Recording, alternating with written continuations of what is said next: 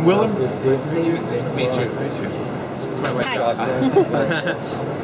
So, how much do you know about Lego Mindstorms? We got a little bit from Peter, but Okay, but you see the demo? the old one, do you know anything about? Oh the yeah, current yeah, yeah. ones? Yeah. So this is the Lego Mindstorms EV3, the third major launch that we have on the celebration of our 15-year anniversary.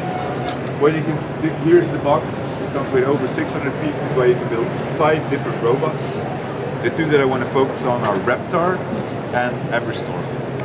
What we really focus on developing is to make it more fun for kids, make it easier to get into, and really make the brick very capable of doing a lot of things. So this is the programmable brick.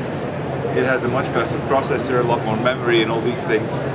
But what does that mean for the kid? We want to give them a great play experience. So you can see from these 2 models, we spent a lot of time making them look very cool.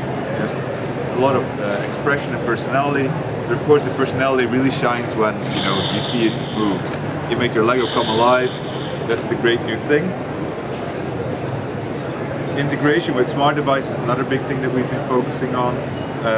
Actually, we'll have 3 apps in total, and one of the apps is to control your robot, command your robot, and really use the power of your smart device. So it's compatible with Android and iOS. Free app that you can download. Right now I'm using the tilt sensor to steer it around. I can also shake it, and it's gonna shake, or lunge forward, and it's gonna lunge forward. Of course, the infrared sensor also detects objects, or it can be used in combination with the infrared beacon to remote control your robot. Oh, actually, right now it's gonna follow me around. I have to pick another one.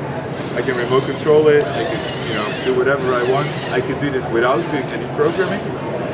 Or I can still expand it and add some cool features like activating the shooter when I press the touch sensor, and then finally we have also a light and color sensor. If it's dark, it's gonna shoot up, so it's it can shoot in different directions. What's really cool is that it's a lot easier to get started with this tracker, sort of the starter model. And the medium motor that we have now is ideal for having different kind of tools that you can. It's plug and play. You build this in 20 minutes. Then you snap on different kind of tools. You have all kinds of different missions. 5 missions for this robot. On average, we have about 5 missions per robot, where you have some fun experiences and challenges that having the color sensor and a mission pad. You have to go through different checkpoints and in a race against time.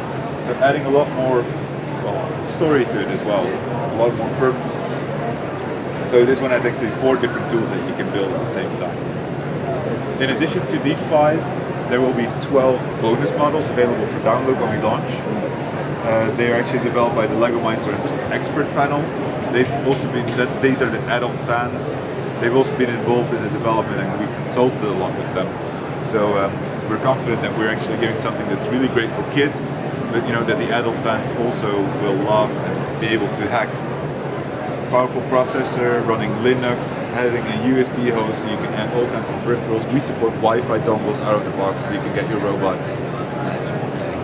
on your network. Let me see, is there anything?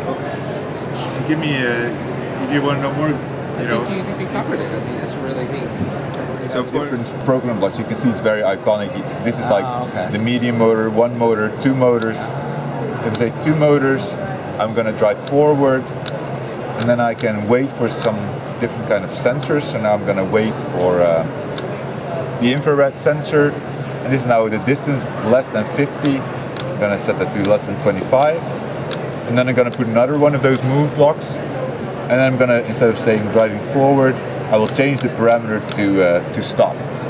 So this is a very simple program. Of course, don't expect too much, but it's going to drive forward until it sees my hand. And you can of course imagine that it's extremely tinkerable. If I just change that, change this parameter and add 1 more block and set it to loop instead of doing it just once. Now I'm looping it 5 times.